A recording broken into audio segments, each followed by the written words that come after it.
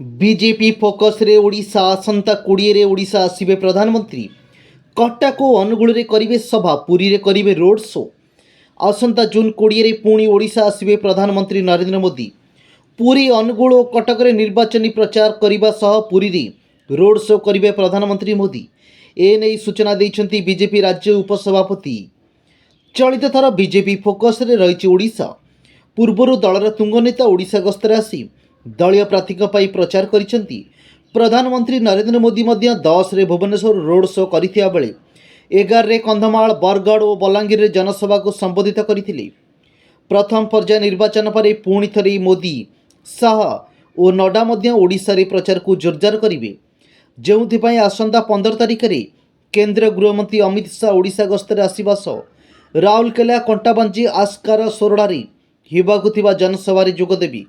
सेहिभଳି 17 तारिख रे बीजेपी राष्ट्रीय अध्यक्ष जेपी नड्डा ओडिशा गस्तरे आसी सुंदरगढ़, हिंजिली और पद्मपुर रे सभा करने सह दलीय प्रार्थी प्रचार करेंगे।